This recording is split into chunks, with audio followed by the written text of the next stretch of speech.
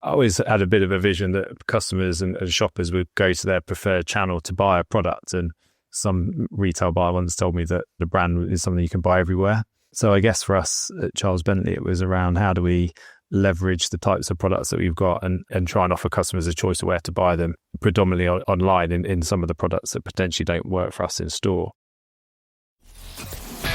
It's the eCommerce Master Plan Podcast. Here to help you solve your marketing problems and grow your e-commerce business. Cutting through the hype to bring you inspiration and advice from the e-commerce sector and beyond. Here's your host, Chloe Thomas. Hello and welcome. It's great to have you here. Thank you for hitting play and choosing to listen to one of our inspiring guests.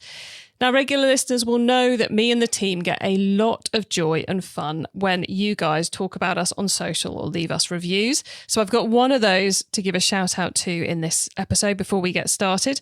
So huge thank you to Irina Rasovic, hope I pronounced that right, who works at Longstanding, and she put up on LinkedIn this comment about our episode 553 with John Mark Craddock of La Matera. Loved this episode. The insight into thoughtfully scaling a company, building supply chains and being cognizant of your brand roots resonated particularly with me. Well, we're glad we resonated with you, Irina, and have a lovely day. Okay, in this episode, we are catching up with one of our past guests. We last caught up with Andrew in 2020 when he was dealing with the huge growth in sales caused by the pandemic. Well, he's back, and this time talking about all manner of different things. We'll be talking about how you handle selling across over 20 different channels, balancing both buying in stock and manufacturing your own stock. We'll be talking a bit about price scraping. We'll be talking about what to outsource, and he'll be sharing his tips on expanding into Europe. Loads coming up in this one, plus of course his top tips are excellent, so do listen to the end. Are you using Yotpo for your email and SMS campaigns? Then you will already know the great news that they're sunsetting their email and SMS service at the end of this year. I know it's not the news you wanted to hear this close to peak. Yay, let's move our email system. So to help you with all of that, over on the eCommerce Tech website, we are putting together a couple of blogs to help you to navigate it all and to turn this surprise into a brilliant move for your business. One that can even, or certainly has the potential to even increase your peak performance. To get the blogs, go to ecmp.info/Yotpo. That's YOTPO and ECMP. And there you can read my 4-step plan to make the most of the situation. And you'll also get a roundup of advice from email marketing experts about what you should do. So ecmp.info/Yotpo. Shopify is a global commerce platform that helps you sell at every stage of your business and sell more with less effort thanks to the Shopify Magic, your AI-powered all-star. Sign up for a $1 per month trial period at shopify.com/redcircle, all lowercase. Go to shopify.com/redcircle now to grow your business, no matter what stage you're in. Shopify.com/redcircle. And now to introduce our special guest. Andrew Steele is the e-commerce director at Charles Bentley. Founded 160 years ago as a manufacturer of chimney sweeping brushes, they now balance selling brushes and cleaning products via wholesale and dropshipping to some of the UK's largest retailers, together with running their own home and garden e-commerce store. Annual sales are now around £30 million across the group. Hello, Andrew. Hi, Chloe. Thanks for having me back. Great to have you back on. Overdue, which I think is my fault and not yours. Definitely my fault and not yours. So how have you been? Oh, we've been good. It's been busy. So we obviously last talked, we talked on a podcast, didn't we, in 2020. And I think I told you about our expanding brushes and brooms business online with some crazy stat about being thousands of % up. Yes. Selling brushes and brooms online because stores were shut and at the infancy of the pandemic. So, but anyway, and then we saw each other, didn't we, last, it was April at Channel X, I think. Yes, it was. It was at Channel X, which was a fantastic event. So Things have obviously moved on quite a bit since then. And I believe you are now selling on, is it 20 different channels you're managing? It's something like that. Yeah. So own site, drop shipping, a plethora of marketplaces, wholesale. I mean, how do you keep all of that in check? Because every one adds another layer of complexity, doesn't it? I think it's probably got harder, and it's a great question, and it's a question that we do ask ourselves, a little bit from time to time. I always had a bit of a vision that customers and shoppers would go to their preferred channel to buy a product, and some retail buyer once told me that, well, I asked him, what do you constitute a brand? And he said a brand is something you can buy everywhere. So I guess for us at Charles Bentley, it was around how do we leverage the types of products that we've got and try and offer customers a choice of where to buy them, predominantly online in some of the products that potentially don't work for us in store. So that was the reason, I guess, that, we started selling on Amazon and eBay and those infancy channels all those years ago, kind of 20 years ago, and then we built the business onwards from then. And things change. We've backed other retailers or retail brands that have come into the market, and we've hopefully done a pretty good job with them and built technology to support the complexities of all this aggregation and how you get data from A to B and orders and shipping and tracking and look after customers and shoppers. So it's, maybe I'm a bit blasé, maybe it's easier than you think, but it's certainly a difficult one if you were going to start again, I think. Yeah, I mean, I think it's like to add, once you're up to 20, to add one more is not too much complexity. Because like you say, you've already got the systems and the processes in place to do 20. So adding one more is not that much more difficult. But I would imagine the jump from 2 to 3 and from 3 to 4 and 4 to 5 is a lot harder. What's been the thing that, I want to kind of say, what's the most difficult thing about managing 20? Is it the data that goes onto the platforms? Is it the orders that come off, the customer service, the ops, the money? What's the hardest thing to get right? When we first started on eBay, you wrote a listing, didn't you? You created some content, and then we decided to sell on Amazon. And at that point, we said we would need some sort of aggregation because we didn't want to have to copy and paste stuff. So we went to an aggregation partner, and there weren't really that many back at that time. There was only a couple, and we selected one that we thought would be right to scale, and that did make life easier. And over the years, we use that partner. We still use that partner today, and they helped us with European selling. And then they took more aggregation, more channels on, et cetera, et cetera. The thing probably becomes slightly more difficult, and there's loads of those now. They all do things in a slightly different way. Some are better and some are worse. The thing that probably is the hardest bit is when you've got other, if you've got a web store, a Shopify, Magento, whatever, and you're drop shipping, you've still got to have data somewhere. Now you can use the data within the aggregator, but then you have to deal with the orders, but maybe the orders aren't within the aggregator. So we ended up having to build a bridge, and that was probably the harder thing for us to do because there wasn't any technology at the time that would do that. So we had to build our own. And then of course, if you build your own technology, then you're in a whole bit ball game of other complexities. And we're just a brush manufacturer, and we sell some garden stuff, right? So we're not a tech company. And yeah, we had to become more tech focused and tech minded to understand how we were going to service a scalable solution to look after customers regardless of the channel that they came to us through. Because it's easy to get hung up on getting the information onto the product information, the graphics, etc., onto the other platforms. But actually the more critical stuff is the stock, the pricing, and then the orders coming out on the other side. And once you've got 20, it must be really hard making sure you don't go out, not that you don't go out of stock anywhere, but I suppose that you don't sell stock you don't have anywhere. It's easier than you think because, certainly for us, within the bridge that we've built, it takes a proportion of stock. So it will say, I've got 100 gas barbecues in this SKU, and I'll send, a third of it here and a third of it here and a third of it here. And that's algorithmically updated depending on the stock. Sometimes you can come out stuck if so some of our partners they don't update their stock for you quick enough, or it might be a bit manual, and you can sometimes see an oversell, but it's very rare because we've built in enough of the buffers that you don't really get back to that position. So we cope with it better than you think. I think the more challenging thing we're probably starting to see now is each channel is becoming really good with this data. So, Amazon were the pioneers of data and what you could do with data and how you manipulate it and what you can see within Seller Central or Vendor Central. And everyone's getting a bit more clued up on that of what data they want to see. So all of a sudden, the challenge is now for businesses with quite a few channels to sell on is what do you do with the data? Because you've got to do something with it. Gone are the days you just list something and it sells, or you maybe stick an ad on it or whatever. We've got to get a bit more intuitive as brands and businesses to what data is telling us. Do you sell everything everywhere, or are you also not just making decisions about how you split what stock you've got across the channels, but also what actually gets sold on every channel? Because before you even answer that, how many SKUs are you handling? Because I'm guessing it's more than 100, isn't it?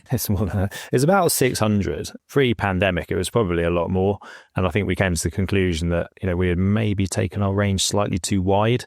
Maybe it was 12 or 1300. And actually in reality, when you're trying to, you've got to be laser focused on the things that you want to really succeed in, which is why we're Britain's number one brushwear manufacturer, because we spent, 165 years learning about making brooms and distributing it. And there's some things that, we're becoming really quite expert in now, and we have to forge forward. So 600 SKUs, it's not huge amounts, but we're confident in the SKUs that we're taking forward. But they are, they're hard to manage. But it's the day-to-day upkeep of them in an ever-changing world, I think. And do you sell everything everywhere? No. And I guess the reason we don't is because some people don't want necessarily to list certain products. So it's more a case of the marketplaces not being the right place to do it, rather than we'll sell our top 10% everywhere and the rest will shuffle around. Yeah, it could be fit. It could be some of the channels we work with now. They're a lot more curated, or they just don't want everything. And I think there's some products as well that we don't necessarily see fitting in some areas. So we have to be slightly selective in some areas about what we do with them all.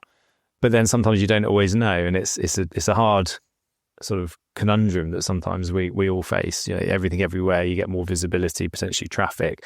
Sometimes you don't quite know where something might sell. We had a particular success over the pandemic with one particular retailer, and they're a retailer that you wouldn't necessarily see higher ticket items on, and yet they had less, I suppose, competition at the time. They're sending a Google feed and people are comfortable to buy it because they knew the brand, and all of a sudden you're seeing pretty good sales. So sometimes why should we limit people in a way? So, but I think there's more of that coming. There's more alignment for certain products to certain channels. Okay, so it's kind of, you make your best guess with the other channel of what should be on there, but then you're also watching the data for the surprises of what works where. Exactly. And one of the things you can't get away with when you start selling on multiple channels is price. And should the price be the same everywhere? How do you price match? And it seems like one of the elements of AI that's really taken off in e-commerce is good old price scraping, which used to be, it was a little bit complicated to set it up, so not everyone bothered. And now it takes about 30 seconds to set it up and everyone's become obsessed. What's your take on that nutty nightmare little area of the business? Well, if it took 30 seconds, it was really easy. We would definitely use it more. But I think from what I've seen, it's not quite as simple as that. But you're right, it's become really quite difficult over the last certainly 2 years to control it. I think we've probably got in a better position this year with the consistency, because it does alienate shoppers to some extent if it's so far out, and every retailer obviously has a slightly different margin expectation. But the price scraping tool does. Someone sent me one today, and I hadn't seen this one before, and maybe this one is the one that's more competitively priced than the others. But it's it will keep everyone on their toes, and I gather as well you can have some automation of price matching in Google now, which frightens me to death, because you've got to make sure you've set it up right in the first place before it just goes and matches something. So we have to be a bit careful. But I think we're fairly aligned across the market, across Charles Bentley products. So it is hard when you've got many channels, for sure. Is it price scraping for knee-jerk reactions to things? Like Monday morning, oh no, they've changed their price, we need to do something. Or do you see it more as like competitor research and double checking the strategy? So it's a more thought through element than that's changed, we need to do something? Yeah, I think for us, it's probably more just having a bit of an understanding that we want customers to be able to buy, a product from their preferred channel, whether they want to get points or subscriptions or cashbacks or whatever. And I think it's probably, we don't look at it all the time. I don't get obsessed by it. I don't look at it every 5 minutes thinking someone's listing a Charles Bentley product at one price and someone else is at another price. It's more of a guide to understand maybe what's going on within the dynamics of what's happening within the retail channel. Now you've got, I think it's about 130, 150 people working across the business. Does that mean you're doing everything in-house, or have you got some stuff you're outsourcing as well? What's your approach to that? It's a good question. We've got two sides of the business. We've got our manufacturing side, which is probably around sort of 2/3 of the business at the moment. And that's manufacturing in Loughborough. We sell about 2,000 brooms. So 2,000 brooms an hour. It's about 2 million brooms a year. And we're looking to expand that operation as well. So we have people within that side of our business, and within the e-commerce business, we've got quite a few experts that we rely on. I think it's quite hard you don't need them all the time. They're kind of fractional, director level people that can come and support us in various different functions, whether it's forecasting, trading, or it's marketplace aggregation management. If I could get all the skills in the business, it's obviously quite expensive to do that. And actually to scale, maybe in time we might need more, but actually it works really quite well for us at the moment, having touch points within the business with the right office-based people to work and support the aggregation partners that we work with, and many of those for a number of years to support the business. I like that. So it's like often people think of freelance help or consultant help for this sort of business being at the lower level. Like we have someone who comes in every couple of weeks and they sort out all our product copy or they do all the photography. But I like your approach of, the director level insight. We've got our Amazon specialists, we've got our aggregation specialists, we've got our cash flow forecasting, stock forecasting specialist. How long did it take you to find the right people to wear each of those hats for you? Quite a long time, I think. It's still not. It's something that always improves, I think, because as technology changes, isn't it? You have to go and find the next expert in something, and so it's taken a long time. But I think the aggregation part, we went to the aggregation partner back in 2009, I think it was. So quite a long time ago now, and they were an ex-employee, a launch manager within the channel. So they had a really deep understanding of not only the channel, but the complexities around migrating data around the internet. And that particular person had left the business, and we were on a quite expensive managed service at the time because we didn't have the expertise in house, and it got really expensive, and I didn't really feel I was getting enough value for money from it. So I knew this guy had left, and LinkedIn was becoming a thing. So I sent him a LinkedIn message and just said, "Oh, do you want to do a bit of moonlighting for me? I'll give you some money every month." Sort of half joking, and they came back and they said, "Oh yeah, we've got the same idea." So so we were their first client. And that relationship, has been quite long ever since, because we've kind of grown up in our businesses together, and we use them as sort of sounding boards for everything that's going on, and it's a fairly trusted partnership in certain things that those guys do. Some of them are a bit more recent. The trading thing for us has become really, really important. If you don't have it, you can't sell it, and obviously when it's sunny, you need to work out the risk of versus reward of stocking too much stuff in some areas. Like Charles he'll blame if we've not sold enough, and if we've got too much stock, and he'll never praise us if we've done well. He said we should have done more. So you've always got that paradigm shift. Working on forecasting, it's a tough old gig. So and we're putting more effort into how best do we link our forecasting models to weather forecasting, historic data. We're looking at what we do with search terms and search history and impression shares across channels. You're taking this massive subset of data and trying to model it in a way that you're buying stock and bring it into not just a digital marketing calendar, but a calendar of understanding about what the data is telling you. And then impacting both your production schedules and your purchasing schedules, I suppose, which is two additional levels of complexity. Because most businesses would either be doing production or they'd be doing purchasing. but you're having to do both. And I would assume there's different rule sets to each, because you can't have everyone in the factory sitting around because the weather's not right. It is quite complicated because obviously we're manufacturing, brushes and brooms in Loughborough, as well as importing product that's garden furniture or whatever. So there's two sort of elements to the business. The box shifting forecasting is probably a damn sight easier to forecast than the componentry and how many bristles and fibers you need and brackets and nuts and bolts and handle types and customer labeling and all the other bespoke work we do to help customers and support customers. Or if it needs to go in a production box or a counter display or wherever. So, my wife looks after that side of the business. And sometimes I look at the way that we forecast and think, there's got to be different ways to do that.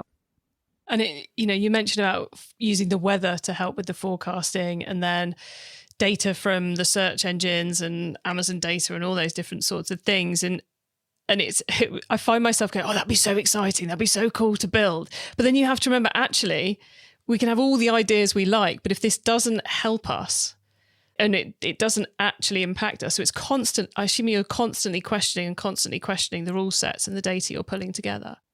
Yeah, and it's only just in the infancy how we build that out in a certain way. There's a few tools that, there isn't an off the shelf does that, but there's tools that can help you with it. So we have to work through how does that work, and do we build it in house, or do we is it an Excel model, or do we go out and take it somewhere to go and support us with something? And probably the same for I guess what I call the net cash profit forecasting, because sometimes it's quite difficult to see where the stock in where the channel management is being traded, and there's different channels have different rules with different commissions and rebates and other things. And, we need to, and businesses need to understand where is the dynamic of the sale, because you can maneuver the things around across the season, depending on the channel that's the most profitable for you.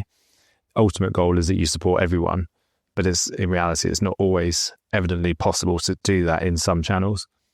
Of course, because if one marketplace is paying you on 15-day terms and the next one's doing you 90 days end of month terms, and the next one's doing 30 days minus cancels, refunds, and 30% just in case something happens, and we'll give you that in 2 years' time. That's hard enough to build it with non-dynamic data, but as the sales change every day, of course, then the numbers change every day. So that must be a huge project too, to try and accurately predict that.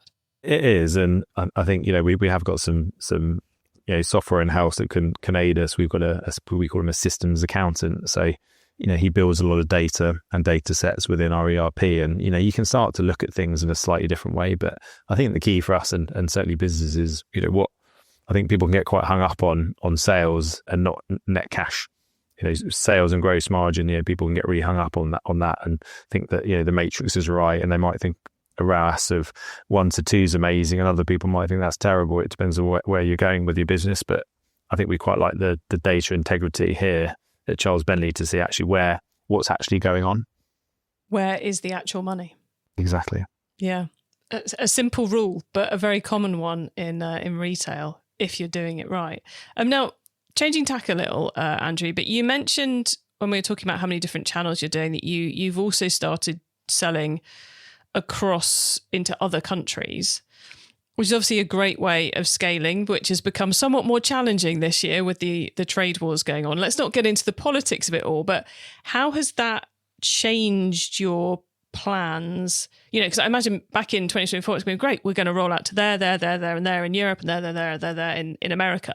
Now that the ground's shifting so much with all of that, how has that altered your strategic decision making about where geographically to sell and how fast to scale that up?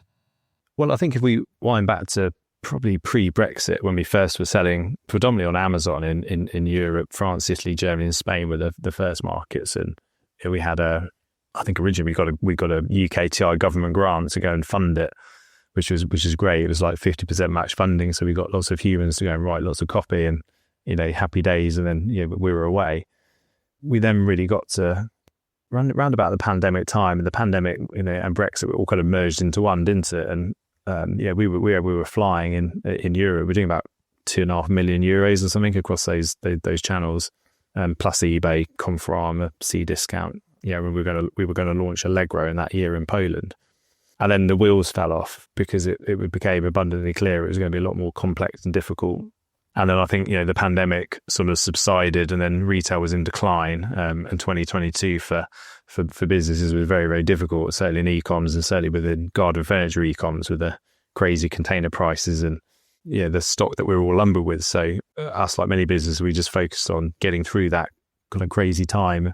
And it wasn't really until last year that we felt we'd come to a position that, we were supporting our shoppers and our customers in the UK, which is really, really important to all of us. And as a board, we had to focus on, get the UK right, get our stock right, get our pricing right, clear the decks and really make sure that we were going to be the preferred brand for, within garden with many of these different retailers.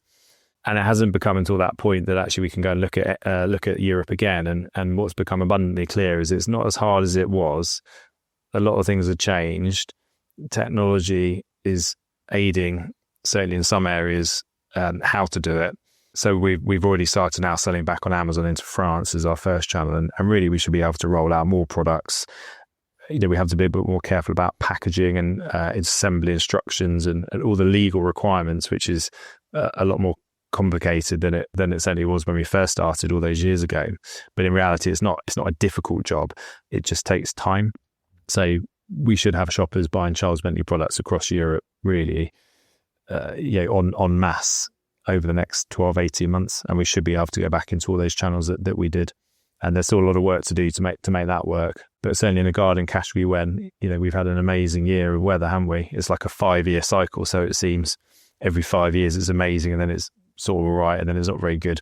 And, it scares to death in a garden category that, what's going to happen next year or the year after. So, we do need to diversify and actually give shoppers a great product in Southern Europe and where it's potentially warmer or the season's extended. E-commerce Master Plan is supported by some of the greatest companies in the e-commerce sector. Here's a reminder of who they are. Are you using Yotpo for your email and SMS campaigns? Then you will already know the great news that they're sunsetting their email and SMS service at the end of this year. I know it's not the news you wanted to hear this close to peak. Yay, let's move our email system. So to help you with all of that, over on the eCommerce Tech website, we are putting together a couple of blogs to help you to navigate it all and to turn this surprise into a brilliant move for your business. One that can even, or certainly has the potential to even increase your peak performance. To get the blogs, go to ecmp.info/Yotpo. That's YOTPO and ECMP. And there you can read my 4-step plan to make the most of the situation. And you'll also get a roundup of advice from email marketing experts about what you should do. So ecmp.info/Yotpo. How many times have you wished you could be in 2 places at once? With Wix, you practically can. Wix's website builder is packed with powerful AI tools to make running your business online easier. Build a full site just by talking with AI. Get an AI agent to manage your sales and marketing, or work like a 10-person team, even if it's just you. So you don't need superpowers to get everything done. You just need Wix. Try it now for free at wix.com. It's time for the top tips round. Okay, I love this section because it gives me and our listeners some really quick ideas for taking our businesses to the next level. So Andrew, are you ready for the top tips? Go on then. Okay, then, the book top tip. If everyone listening to this podcast agreed to take Friday off and read a book to make their business better, which book would you recommend? Well, I've nearly finished it. I picked up on holiday and I got slightly sidetracked with all sorts of family stuff, which is why I was on holiday. But I was reading, or in the middle of reading, a book called How to Make $1 Million in Business, which is by Gary Beckwith, and he's the CEO of City Cruises in London. And it's really interesting because, it's like a bit of a rags to riches story. And I quite like that. I quite like the, reading about adversity and challenge and, how people have evolved from sort of nothing and just learn along the way. So I love that type of book, and, they're doing amazing from what it sounds like. So I think it's a good read.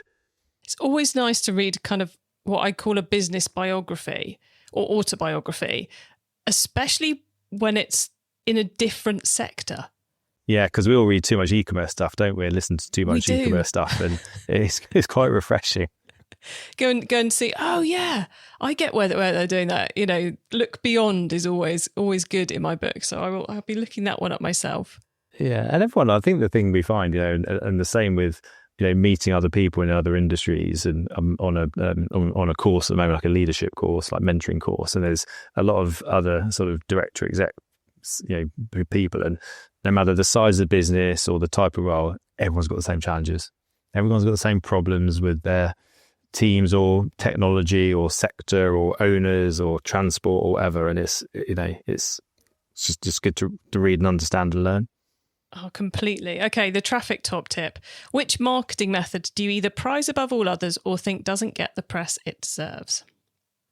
I think for me, it's probably some people I talk to talk about they're very fastidious about their own .com, and they don't really understand the leverage of going where the traffic's going. And as that shifts to marketplace and other areas, I think it's really important to look at where the data is saying the shopper is going, the impressions and the sessions, because if you're not doing those things, then you're really missing an opportunity to find shoppers that may not find your brand. So I'd probably say that as a traffic tip, not necessarily to get you to your site directly, but just cast the net wider for your brand. It's a bit like being in the formerly hot area of the high street, but it's moved 2 miles to the left, Okay. But we're staying here. It was good once. We couldn't possibly move over there. It's very true. And, without going on it too much, I mean, the shift in the channels that are going to be around, there's a lot going on with the Chinese channels coming to the UK. And sometimes I look at it and I think, I don't really want to be there. But in reality, it's probably going to happen. And there'll be a time when we all have to consider if they're taking 50% of the market traffic for search terms in the UK, and you're not there, then you're being left behind. So we've always been quite good at, as a business to sort of maneuver and be nimble and have a fairly open mind as well. Good work, good rules for life there. The tool top tip, maybe a collaboration tool, a social media plugin, a phone app, or just a way of working. Is there a cool little tool you use that makes you and your team more efficient from day to day?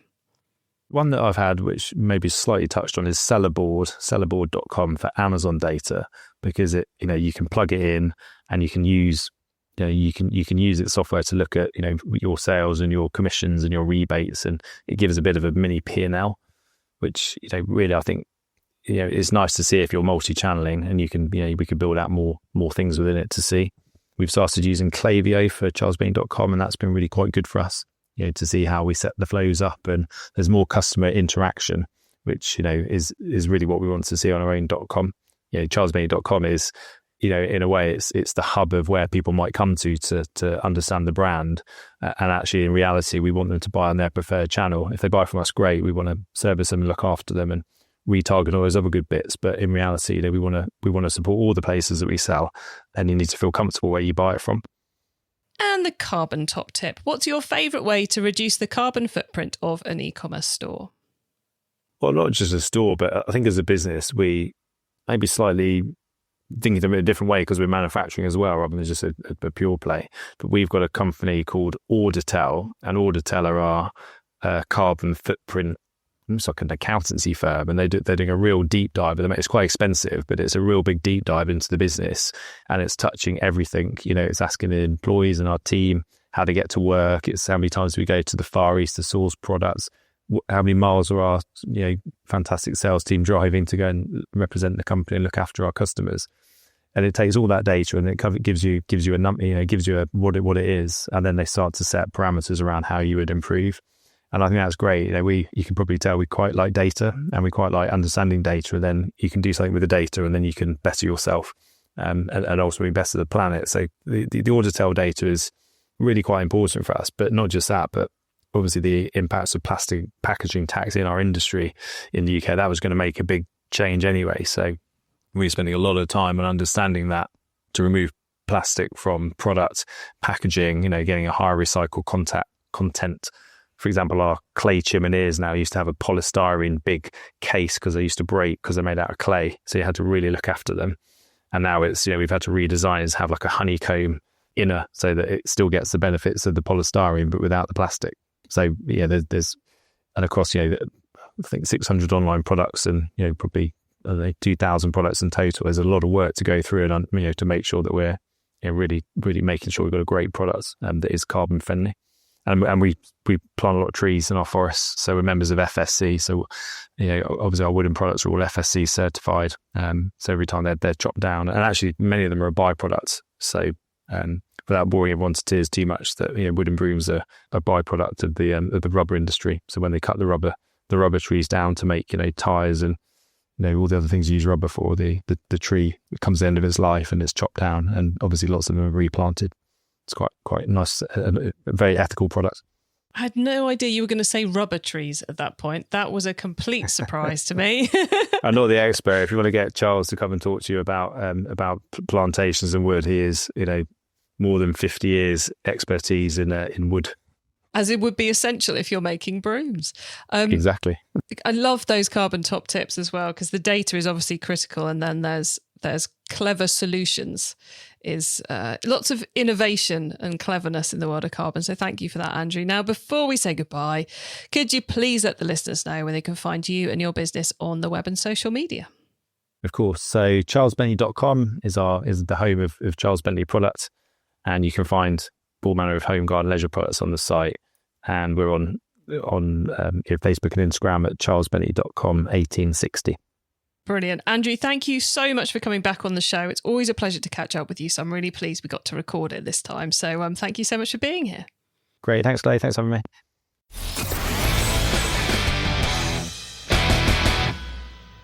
What a pleasure to get to catch up with Andrew again, and how fascinating to hear how he's managing all that data and all those channels to grow the sales, and really fascinating to hear his plans for European expansion over the next 12 to 18 months. We should really get him on the show more often, so I will try not to leave it 5 years before we have him on again. To get your hands on the notes from this episode, including those top tips and links to what we mentioned, head over to ecommercemasterplan.com. You can also use our direct episode short links. Just put ecmp.info/the number of this episode into the URL bar, and you'll be redirected straight to the right page on the website. When you get there, don't forget to add yourself to our email list. Now, if you liked this episode, then why not check out episode 294, yes, a little while ago, 5 years ago, in fact, which was our first chat with Andrew, and which is packed with even more of his great advice. And if you want more on home and garden businesses, then head to ecmp.info/home to see all our home and garden episodes on the website. Thank you for tuning into this and every episode that you listen to of the e-commerce Masterplan podcast. I bring you a new interview every week because I want to inspire and help e-commerce business owners to succeed and thrive with their businesses, including progressing along the path to net zero. So if you know someone this show can help, please tell them to listen to the e-commerce Masterplan podcast. I hope you have a great week, and don't forget to keep optimizing. Thank you for listening to the eCommerce Masterplan podcast. Find out more at ecommercemasterplan.com/podcast. Are you using Yotpo for your email and SMS campaigns? Then you will already know the great news that they're sunsetting their email and SMS service at the end of this year. I know it's not the news you wanted to hear this close to peak. Yay, let's move our email system. So to help you with all of that, over on the e-commerce tech website, we are putting together a couple of blogs to help you to navigate it all and to turn this surprise into a brilliant move for your business. One that can even, or certainly has the potential to even increase your peak performance. To get the blogs, go to ecmp.info/Yotpo. That's YOTPO and ECMP. And there you can read my 4-step plan to make the most of the situation. And you'll also get a roundup of advice from email marketing experts about what you should do. So ecmp.info/Yotpo. Shopify is a global commerce platform that helps you sell at every stage of your business and sell more with less effort thanks to the Shopify Magic, your AI-powered all-star. Sign up for a $1 per month trial period at shopify.com/redcircle, all lowercase. Go to shopify.com/redcircle now to grow your business, no matter what stage you're in. Shopify.com/Red Circle.